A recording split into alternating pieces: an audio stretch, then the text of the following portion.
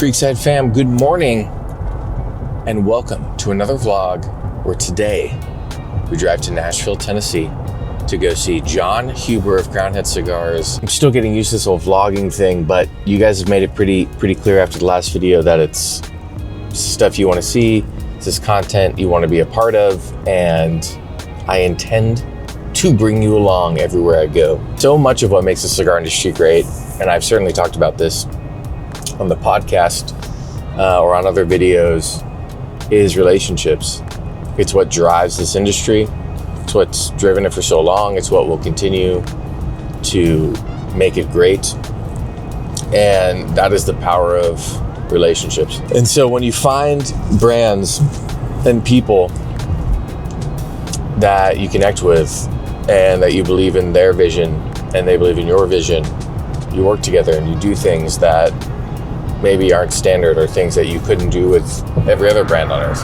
With Crownheads and John and Jake Sanders, you know, we've built that relationship and we're able to do these really cool projects. It's also a great opportunity for me to head down and check out the operations over at Crownheads. I've yet to go see them, ever. And so I figured, hey, 4 hours, why not a little down and back, spend the afternoon with the team over there.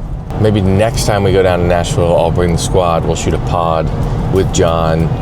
We'll go see our buddy Darren at Principal. We can make a whole trip out of it. All right. See you guys in Nashville.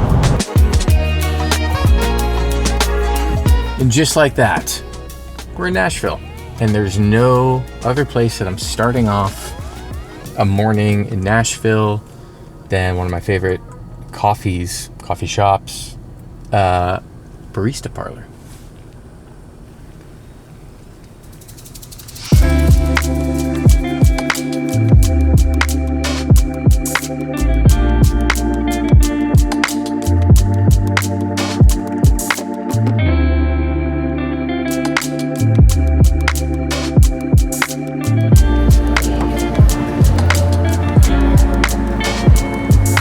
Stop one complete. Barista Parlor still hits. I love the design of that space. And I think it's important to note the spaces, the cafes, the restaurants, the hotels, the cigar lounges that take design and the physical creation of an experience seriously. And Barista Parlor is no exception. They're one of the best. I took a couple shots just so you guys could see the space if you're unfamiliar with this place. And I just always enjoy it. Don't always get the best hospitality historically there, but the design and the quality of the coffee is always 10 out of 10. All right, I'm gonna take you to one more place, coffee related, that you need to know about, because they have this beverage that I don't know, they might have created this and now it's like a staple throughout Nashville. But it's one of my favorite things to get when I'm in town, and it's called coffee soda.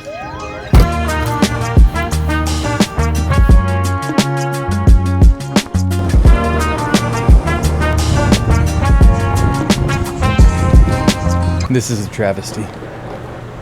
We have a huge problem, people. They don't do coffee soda anymore. These people were like the inventors of coffee soda.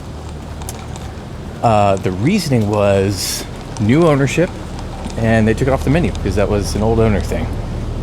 And I was like, well, how many people come in here asking for coffee soda? She's like, a lot.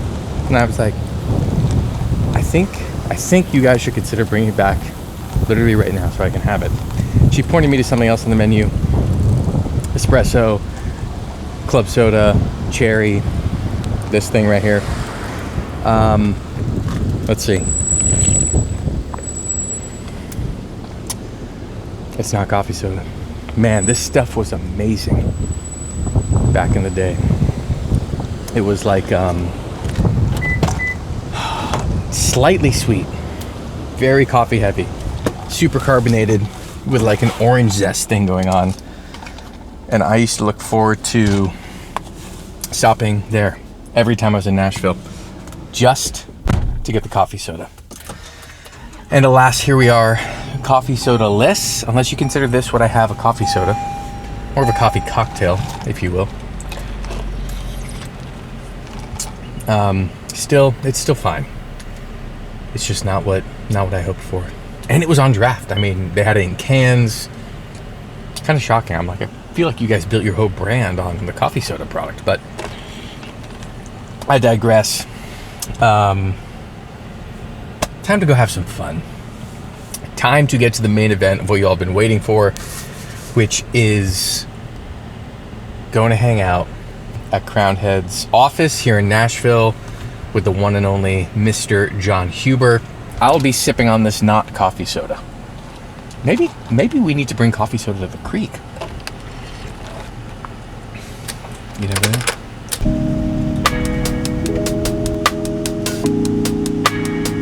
It appears as if we have made it. Now, you can't go see the Hat Master without bringing a hat of your own. So he's getting a Griffin Dave Ranger hat. Limited edition, 1 of 3 now. ¿Qué paso? What up? What's up, man? Good to see you. How you been? Good.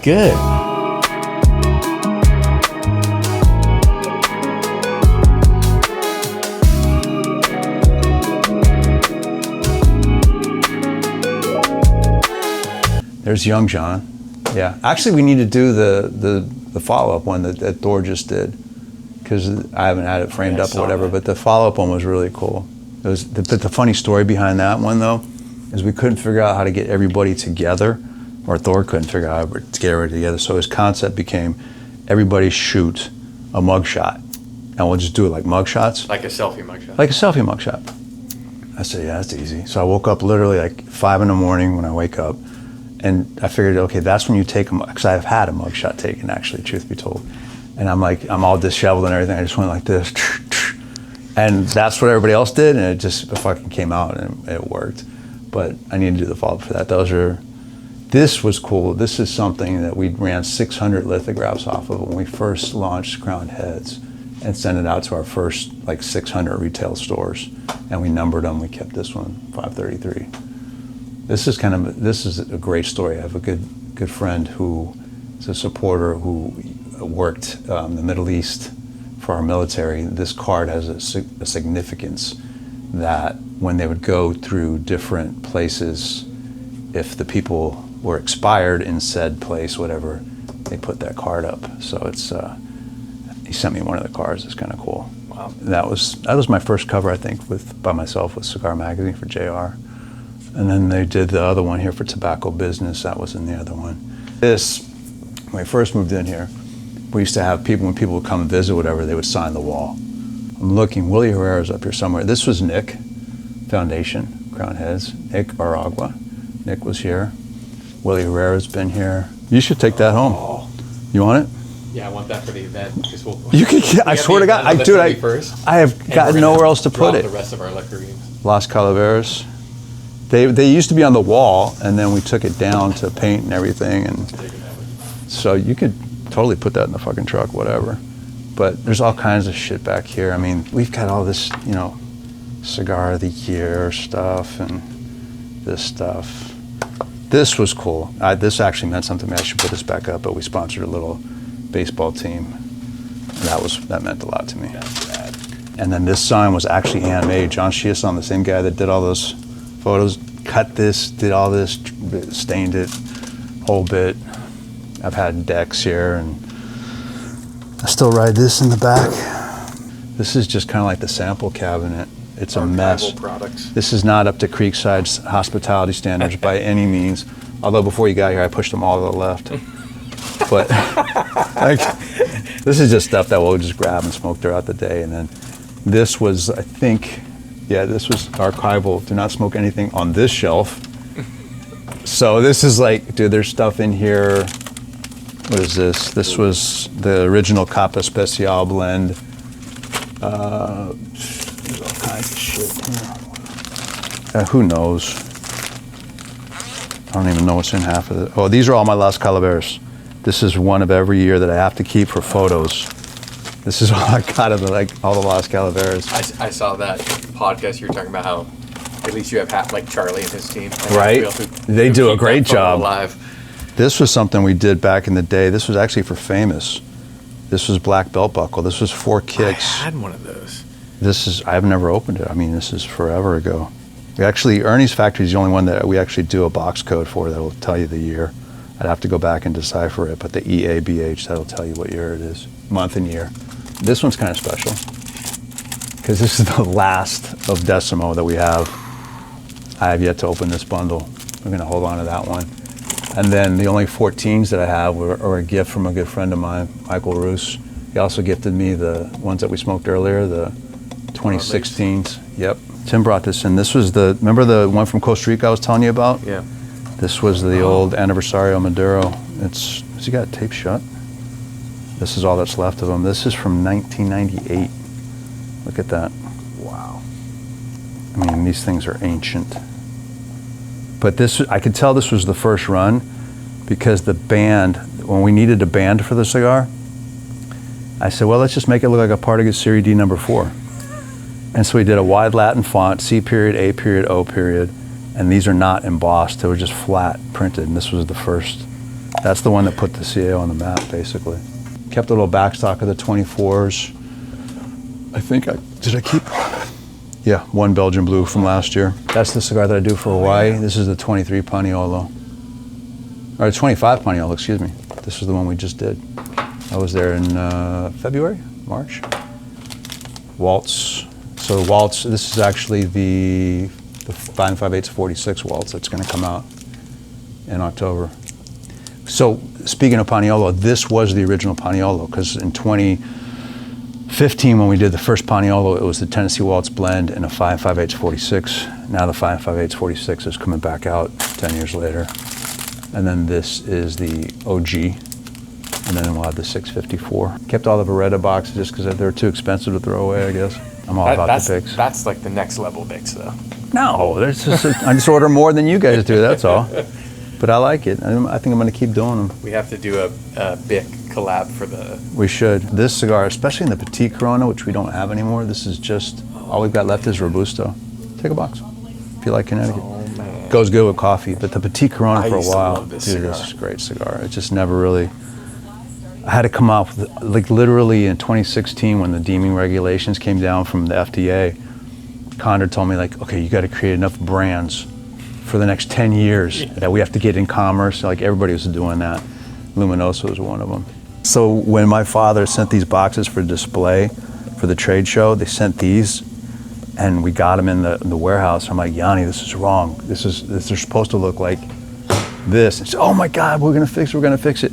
But these made it to the trade show in New Orleans and everybody raved about it. And Jake's like, can we not keep that? Can we not keep that? And I'm like, no, you can't keep that.